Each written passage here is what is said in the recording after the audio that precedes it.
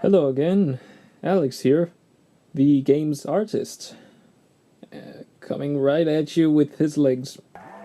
Today I've decided to begin documenting my process on making one of the game's backgrounds, that being a bathroom, and I've got everything set up. Here's the sketch I made with the game's programmer yesterday that shows the overall layout of the background, of how things are placed inside the bathroom. And from that, we're going to transmit this vision over to this piece of paper. Wow, things are getting yellow. Camera adjusting. Anyways, here are all my previous sketches and like actual art that's in the game that I'm going to take reference from so that it fits stylistically. Anyways, let's not waste any more time. Let's get going. Oh boy, let's cut some paper. Alright, cool. Now we're up on the first step here, which was to cut out the paper and setting up some light guidelines here.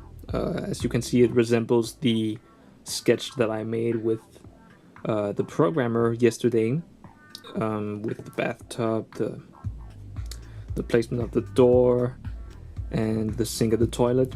And in addition to that, there's also two sidewalls here and there, which serve the purpose of giving the picture or the background a little depth, even though it's obviously not accurate perspective at all. It's something that I made up by myself. But yeah, it works in this context, since yeah, the game is only in 2D, so yeah. Alright, now we're getting into the interesting part, which is making things more clear and making the outlines and such.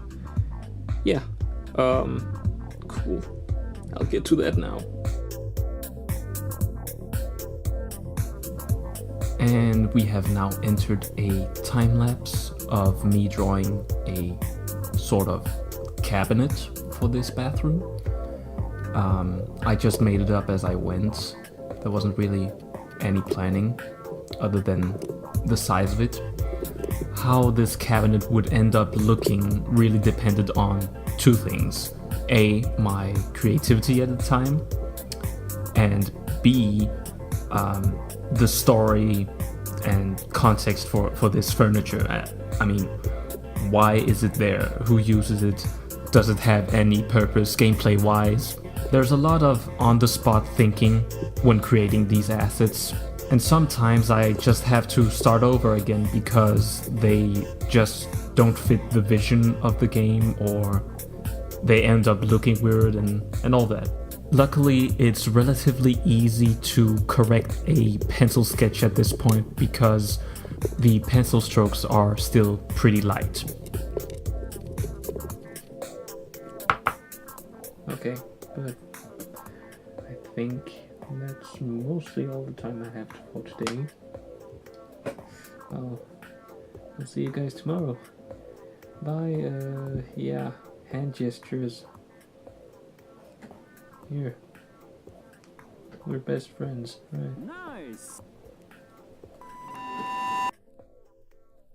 Cool, now we're on day 3, and currently I'm tackling the lower part of this bathtub that I drew here a few minutes ago. I've also been correcting a bit since yesterday, this morning. When you're a student, you have to work whenever you can, but also most importantly, when you feel like it, and I felt like it this morning. So that's some progress. And as I was saying, I am currently tackling the lower part of this bathtub, which is some sort of platform. The first thought that I had when imagining the bathtub was that it was with like the typical classic lion feet and stuff, because that's almost always what you see. But as you can see, that wasn't what it turned out to be. This game takes a lot of inspiration from the Art Nouveau or Jugendstile, or the weird stuff from the 1910s, 20s and stuff. And it has a lot of asymmetric forms, but also very organic, so it has to be curvy. So that has left its mark on the form of the bathtub. I thought that instead of having like here, the bathroom documentation paper, like just having it like this, that it would almost deviate a bit in some parts, like here or something. Might not be totally accurate to what I just drew, but whatever. It just proves my idea, my concept. But also in the height here, where you can see that it kind of goes low here, then goes up, around, also low again, but not as low as the other part, and then we get down. I was thinking that this part here might be a good like spot for when stepping into the tub and stuff. Oh yeah, design for products that don't exist. But yeah, again, we're here in the lower part. I've mostly covered it up in decorations now, but I'm just gonna finish it up here. We've now entered another time lapse, this time of me drawing the lower part of this bathtub. You'll notice that I'll be starting over and erasing some of the lines, because yeah, I was actually struggling with these.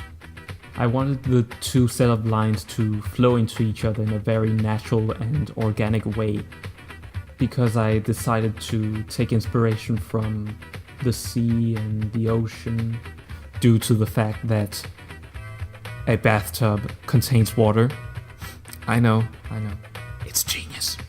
The lines kind of resemble waves or sun rays, or like the lines of a seashell, very curvy, and going into opposite directions but meeting at like a middle point, which was actually what I was struggling with. It was the middle point that was the tricky part for me.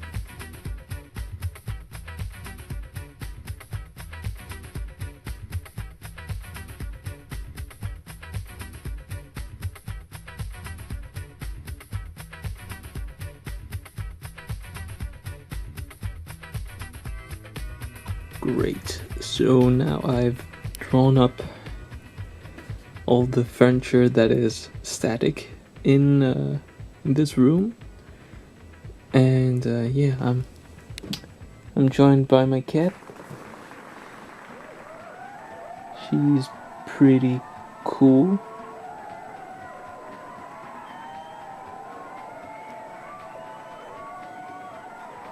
Yup, and now it's time for cleaning up all the lines and mark them with some marker, at least some of them. And then it's time for drawing up all the tiles and mosaics that are going to be in this room, since it's a bathroom and wood doesn't really like moisture, so it's better with tiles. So that's the plan. I'll get to it. Let's go. Oh boy, another time lapse. And this time I'm marking up most of the lines with a black marker. I'm using one that measures 0.5 millimeters for the tip, and yeah, it's the one that I use most often in this context because the lines shouldn't be too thick for the background. Sometimes though I use a calligraphy marker that measures 1 millimeter in width at the tip. My most common use for that one is for inventory items and characters and stuff that are usually drawn bigger to give them more detail. But I also use it for certain elements of a background to make things more clear or to give certain objects more attention because they have some sort of purpose gameplay-wise. In this case, I've used it on the bathtub and also the toilet. Yep. Alright, we seem to be getting close to the end of the day, so I'm gonna wrap this up and I'll see you the next day. Bye!